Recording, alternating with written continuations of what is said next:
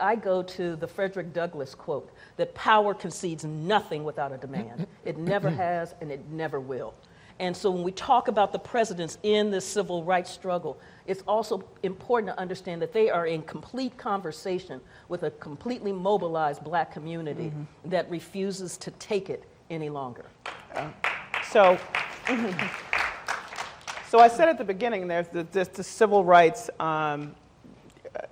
the thought process and what was happening with the presidents, both Truman and Eisenhower, were informed by two wars. The first was World War II. The second is the Cold War.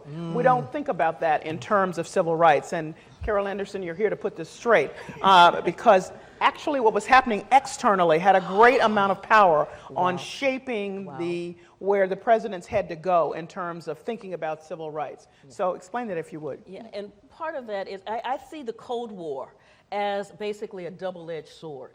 Mary Dudziak in her book talks about how the Cold War forced the United States to have to deal with issues of civil rights because the Soviets were having a field day. Every time a person was lynched, every time there was a case of Southern justice, every time a diplomat from Ethiopia or Haiti tried to come over and couldn't find a place to stay in New York City, the Soviets were like, see, this is what this vaunted democracy looks like. And the U.S. is going, oh, man. So on one hand, you get movement on the part of the U.S. government saying we have got to address our unfinished business of democracy.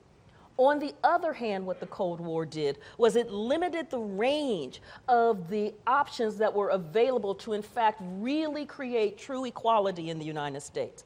Because what was on the table as the NAACP looked at it was the issue of human rights. So not just what we understand as our Bill of Rights, but also the right to education, the right to housing, the right to health care, the right to employment. When you're looking at the conditions of Black America, of what centuries of slavery and Jim Crow had done, they had systematically denied African Americans their basic human rights.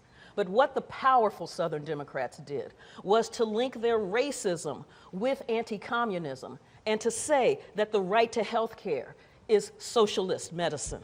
It's communistic. That the right to education is nothing but communistic. That the right to housing is nothing but communism. And so by having human rights framed as communistic, and then by putting enormous pressure on the NAACP to back off of this human rights frame, it in fact led to a civil rights movement and not a human rights movement.